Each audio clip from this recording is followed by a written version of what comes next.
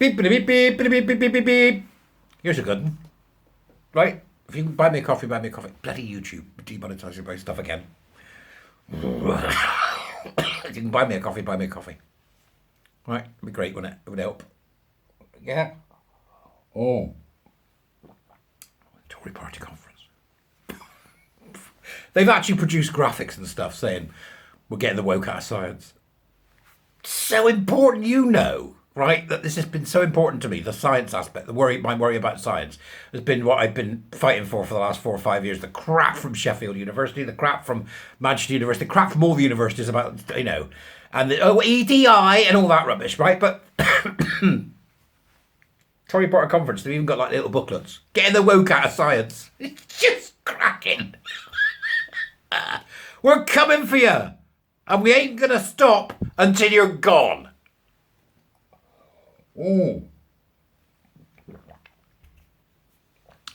So I had a message from a scientist who's not very happy. Just sent me the picture. I'm not happy. I'm like, no, but you're woke. So I was interested by this little article. By this article that appeared on The Critic, right? On Artillery Row, okay? So, written by Sebastian Milbank, which is called What About Meism? Which I thought was interesting. What about meism?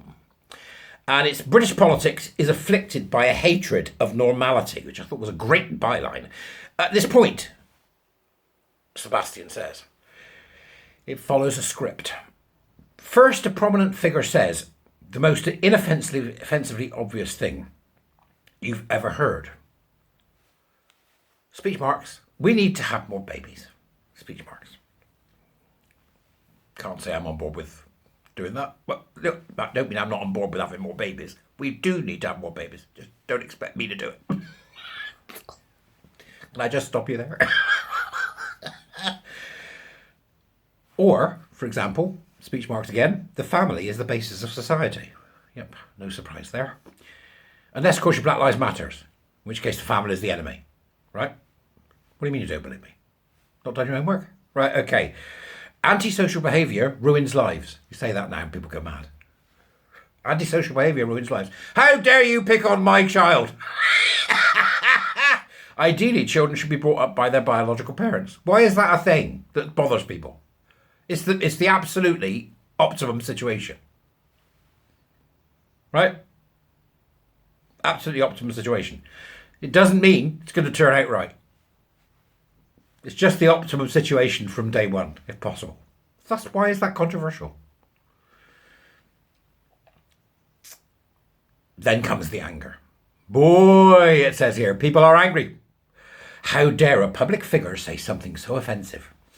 We need to have more babies. Actually, you're trying to drag the party back to the dark ages on morality issues. We all know who they're talking about. Lunatic left. That one from that, and it was that one. Although that particular statement was one from a Conservative MP, who is obviously a wolf in sheep's clothing, right? Or a sheep in wolf's clothing in this case, or as Douglas Murray would like to say, some kind of cuttlefish.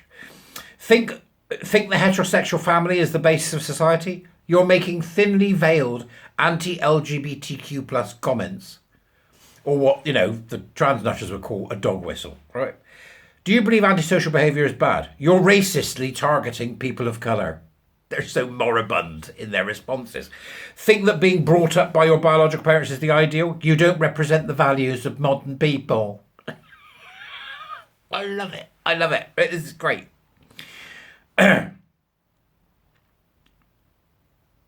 You're erasing my identity, and lived experience as an adopted person is another response to that.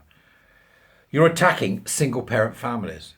You're throwing families under the bus to further your conservative ideology, and you want women to stay in abusive relationships. What that's really talking about, that rather good intro, is victim status, is people taking victim status. And we need to start talking about this a lot, right? Because what victimhood does, when you take on victimhood that's being pushed by the woke nutters, be that on the left or the right, it doesn't really matter where they are because it's cultural or ideological. What you end up with is a victim movement, and victim movements will encourage sociopaths and subclinical psychopaths. Okay, so we need to start talking about this. Cluster Bs, narcissistic personality disorders, in essence, the loons, right? And we need to start recognizing this quicker so that they don't get into positions of power, because right now we've got lots of them that are. So there's a great book from years ago, I can't remember what the hell it was called, but it was about big business and how a lot of the people that are running big business are actually psychopaths, right?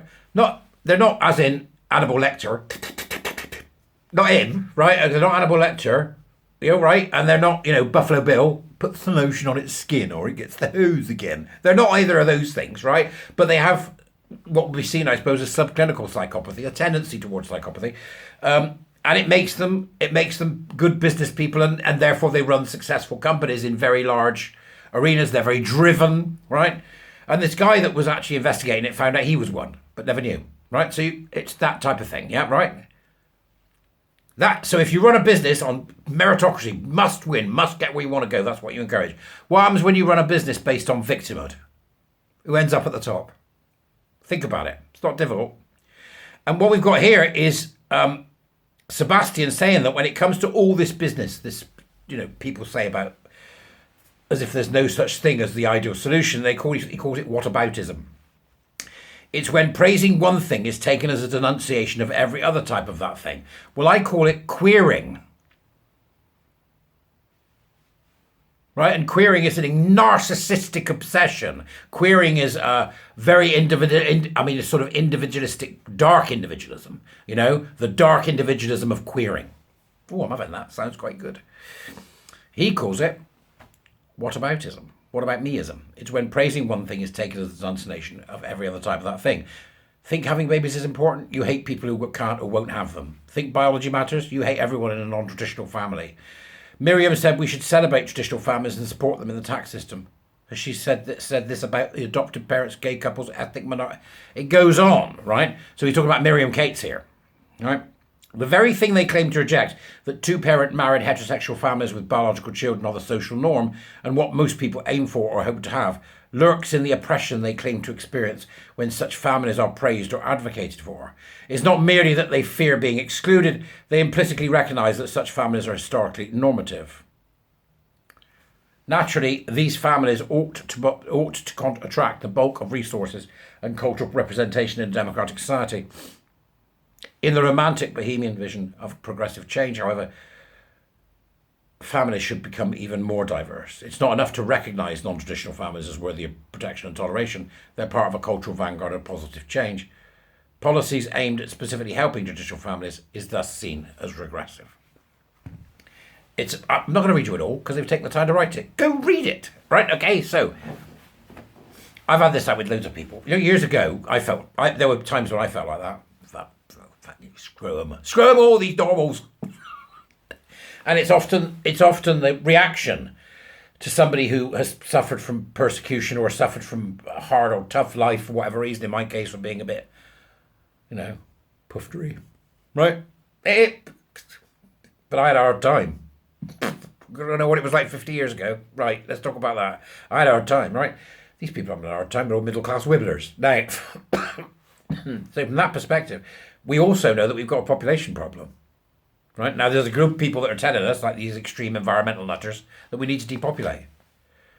Couldn't be further from the truth. We actually need to have more children. It's correct. We do need to, not me, by the way. I mentioned this tonight.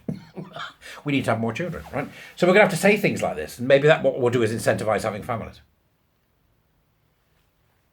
Maybe we should do that, right? People need to get married younger because they're not getting married young enough. I cannot tell you the number of young women in their 30s that I've spoken to who bitterly regret where they are now.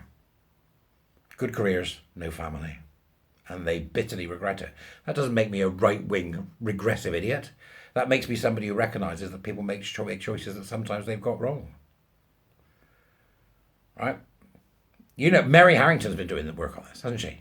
Mary Harrington, around the idea of, what was the sexual revolution, how did it help us? So I think it's an interesting article to read, and I suggest that you go and read it. And we ought to give some thought to it.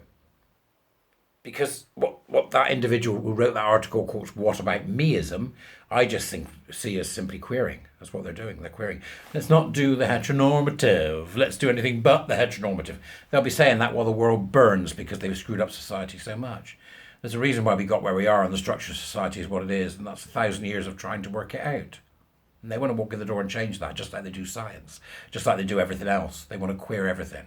They're so damn dangerous. You know, you look at the behaviour, you just marching people at the conference, a few days ago, and the only thing they were missing was a bloody Hitler salute. Dressed up in uniforms, looking like paramilitaries. I've got a funny feeling that's illegal. But yeah, here we are, tolerating it. All the police are all wafting around with rainbows up their backsides. Right? That's what it seems like. It's not true. Most police don't give a damn about any of this, and they'd rather get on with policing. But the other thing was, here's one to upset the women, right? Okay? Because this bothers me terribly. I was walking through town yesterday, right? And I saw a bunch of policemen, and there were, I think, three women and two men. And those three women, not one of them was over 5'5". That frightens us. Can you imagine? Can you imagine? Not the Bobby on the beat anymore, is it? With your 6'2" and your, big black breast on your head that made you look taller. That's not me saying women shouldn't be policemen. I'm saying that to me isn't safe. It isn't safe for the women or victims of crime, where that victim of crime is currently being attacked by somebody who's a 6'3" man. Tell me I'm wrong. I know you like to do that. Right? Go and read it. It's really good. Artillery Row. Links in the Dubras. Keep going, folks. I'll see you later, all right? The fight's